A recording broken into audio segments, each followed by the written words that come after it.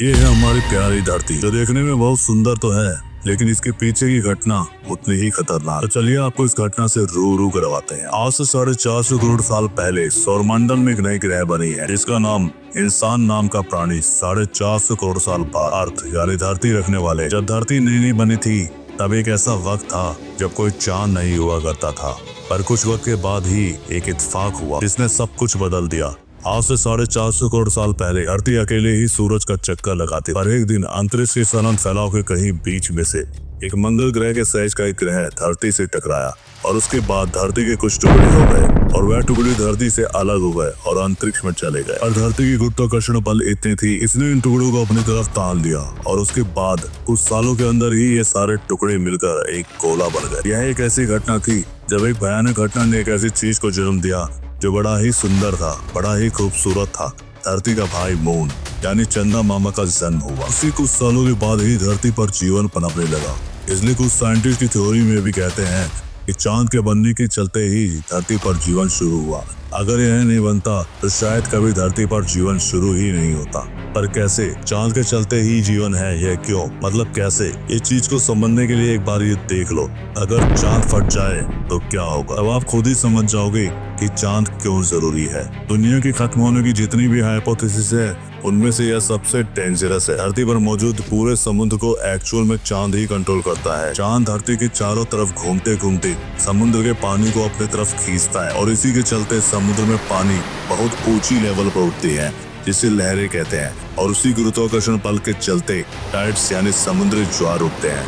हम लोग हमेशा वीडियोज में देखते हैं कि समुद्र में ये लहरें होती हैं, पर हम लोग कभी ये नहीं सोचते ये लहरें उठती क्यों है। कई लोग सोचते हैं कि यह हवा के चलते होता है, तो आज आप ये जान लो, ये हवा के चलते नहीं, बल्कि यहाँ से करीब 3,84,400 किलोमीटर दूर अंतरिक्ष में मौजूद चांद के चलते होता है, जो धरती के समुद्र के पानी को ग्रेविटी की मदद से अपनी तरफ खींचता है। एक्चुअल में सूरज भी अपनी ग्रेविटी की मदद से पानी को अपनी तरफ पुल करता है। क्योंकि सूरज धरती से बहुत दूर है, इसलिए ज्यादा फर्क नहीं पड़ता। चांद जितना धरती से दूर है, सूरज उससे 400 गुना ज्यादा दूर है, इसलिए सूरज का साइज बड़ा होते हुए भी इतनी दूरी के चलते इसका प्रभाव कम पड़ता है। मतलब चांद और सूरज दोनों ही मिलकर धरती के पानी को अपनी तरफ खींचते हैं। पर wait a minute, let's do experiment. हम लोग इस सिस्टम से चांद को हटा देते हैं। मतलब चांद अगर बर्स्ट हो जाए या फट जाए तब क्या होगा? तब समुद्र का सारा कंट्रोल सूरज के पास पहुंच जाएगा, और तब जो होगा उसे कहते हैं कयामत। सूरज का गुरुत्वाकर्षण बल धरती के पानी को उतना इफेक्ट नहीं कर पाता,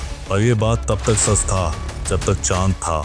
पर अब चांद हट गया, धरती पर अचानक से ऊंची ऊंची लहरें उठना शुरू हो गई। ऊंची मतलब बहुत ही ऊंची। सिर्फ 1 मिनट बाद ही दानों जैसी लहरें, सुनामी और टोर्नेडो पूरी दुनिया की कोस्ट लाइन में आना शुरू हो गई। 5 मिनट बाद, सिर्फ 5 मिनट में ही धरती के जितने भी समुद्र तट हैं, धरती के जितने भी आइलैंड हैं, सब पानी में पूरी तरीके से ढक चुके हैं। समुद्री एरिया से जुड़ी हुई सारी जगहों के सारे लोग उनके शहर के अंत को देख रहे हैं। वो कयामत को अपनी आंखों से देख रहे हैं।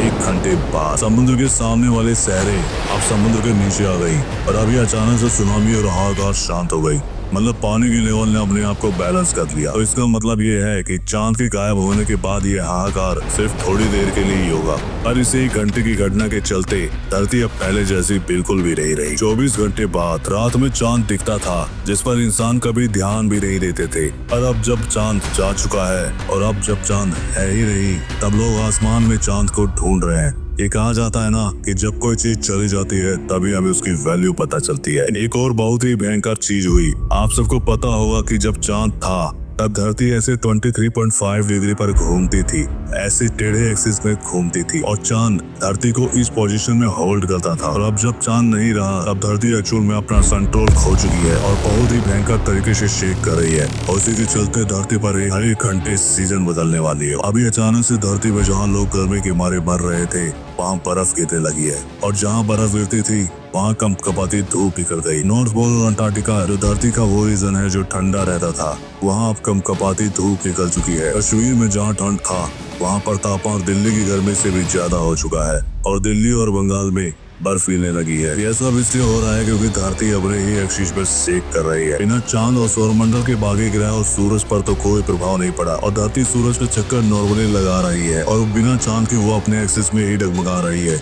इसलिए हर 1 मिनट सीजन बदल रहे हैं। अब सीजन यानी ऋतु नाम की कोई चीज नहीं रही। हर एक घंटे में टेम्परेचर बहुत ही भयानक तरीके से ऊपर नीचे हो रहा है। अभी आधे घंटे पहले तापमान 20 डिग्री सेल्सियस था, तो अभी 1 घंटे बाद ही वह 50 हो गया। धरती की शेक के चलते हर एक सेकंड धरती पे कहीं न कहीं भूकंप आ रहा है। इस शेक के चलते धरती पर जितने भी ज्वालामुखी थे वो सब एक्टिव हो चुके हैं। इस अजीब कंडीशन के चलते 12 घंटे बाद अभी सुबह में टेम्परेचर 40 डिग्री था, पर रात को अचानक से टेम्परेचर 0 डिग्री सेल्सियस पहुंच चुका है। लोगों का फिल्टर का पानी, टैंक का पानी सख्त बर्फ में बदल चुका है। न्यूज चैनल में एक खबर आ गई है कि धरती के 700 करोड़ की आबादी में से लगभग 100 करोड़ लोग जो समुद्र के करीब वाले एरिया में रहते थे उनकी मौत हो चुकी है। मुझे ये बोलते हुए बहुत ही दुख हो रहा है कि भारत की समुद्री कोस्टलाइन भी अब पानी के अंदर आ चुकी है। इसमें गोवा, मुंबई, कन्याकुमारी सब मौजूद है और ये हमारे धरती के इतिहास की सबसे बड़ी घटना। 5वां दिन बिना चांद के इस अजीब मौसम वाले दुनिया के लोग बड़ी ही तकलीफ में जी रहे हैं। हर एक घंटे में बहुत ही गर्मी होती है और दूसरे घंटे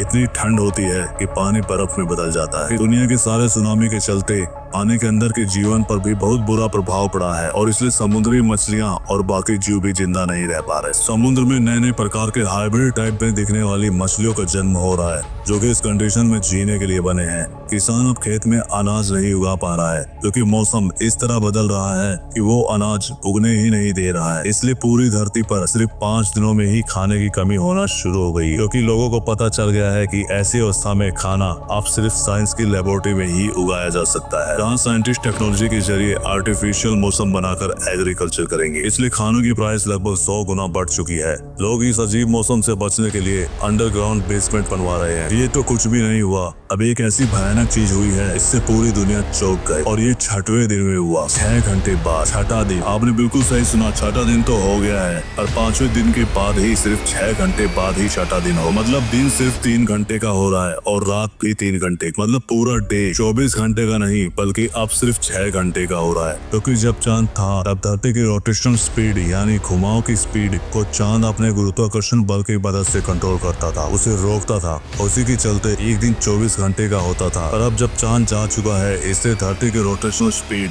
वापस बढ़ चुका है, जिसके चलते एक दिन बस 6 घंटे का हो चुका है। 3 दिन 5 दिनों में ही रोटेशनल स्पीड वापस बढ़ गई। मतलब एक साल में 365 दिन नहीं बल्कि 1000 से ज्यादा दिन होंगे। सामान्य लोगों को समझ नहीं आ रहा कि ये हुआ क्या। 24 घंटे के अंदर अब 4 बार सूरज निकलता और डूबता है। धरती की सारे घड़ी अब कोई मतलब नहीं बना रहे हैं। साइंटिस्ट एक नई टाइम मशीन बनाने की कोशिश कर रहे हैं 1 महीने बाद। हाँ, पर ये हमारा हमेशा वाला 1 महीना नहीं है। एक दिन यानी 24 घंटे इंटू 30 दिन मतलब 700 घंटे वाला महीना नहीं बल्कि 6 घंटे इंटू 30 मतलब 180 घंटे वाला महीना है। एक महीना अब सिर्फ 7 दिन का होता है। इंसान धीरे धीरे अभी इस अजीब मौसम और अजीब समय वाली दुनिया में एडजस्ट हो चुके हैं। इस क्योंकि लोग जीने का अलग अलग तरीका निकाल लिया करते हैं, पर पूरी दुनिया बदल चुकी है और इंसान उन परफेक्ट दिनों को सोचकर रो रहे हैं जब दिन 24 घंटे का हुआ करता था। अच्छे सिस्टम में खूबसूरत मौसम हुआ करता था, गर्मी, ठंडा, बसंत के लिए वो खूबसूरत दिन, और अब इंसानों के लिए वो खूबसूरत दिन अब इतिहास बन चुका है।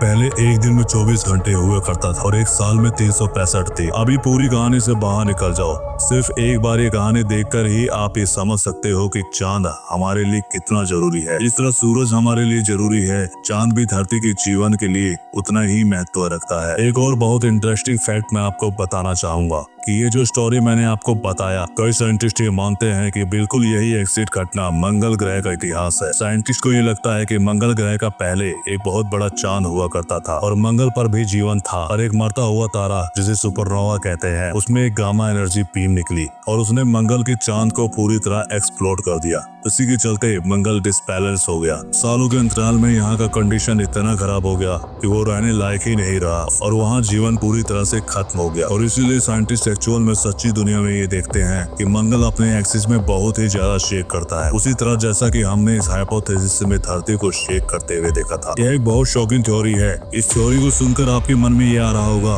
कि अब क्या कोई नियर बाय मरता तारा सच में है और क्या इसके चांसेस हैं कि वो हमारे चांद को हिट कर ले। असल में यही एक वजह है जिससे चांद सच में फट सकता है। और दोस्तों, मैं बोलूंगा कि आप रिलैक्स करो, क्योंकि वैज्ञानिकों ने जितना एनालाइज किया उसके हिसाब से ऐसा कोई सामने का तारा है ही नहीं जो ऐसा कर पाए। हो सकता है मंगल के केस में ऐसा कोई तारा हो, पर अब ऐसा कोई तारा है ही नहीं जहां से गामा एनर्जी बीम निकली। सूरज के बाद जो सबसे नजदीक तारा है उसका नाम है अल्फा सेंटोरी, जो कि धरती से 4.3 प्रकाश वर्ष दूर है और वो परफेक्टली जिंदा और एक्टिव तारा है।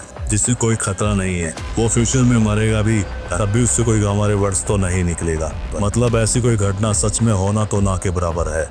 पर इस हाइपोथेसिस से आपको चांद का महत्व तो पता चल ही गया होगा। आशा करता हूँ कि आप बहुत ही एंटरटेन हुए होंगे। आपको यह वीडियो कैसा लगा नीचे कमेंट जरूर करना, लाइक और शेयर जरूर कर देना। अगर आपने अभी तक सब्सक्राइब नहीं किया सब्सक्राइब जरूर कर लेना, और अगर घंटे को ऑन नहीं किया तो उसे भी ऑन कर लेना। और अगर आपने ये सब पहले ही किया हुआ है तो उसके लिए बहुत बड़ा थैंक्स।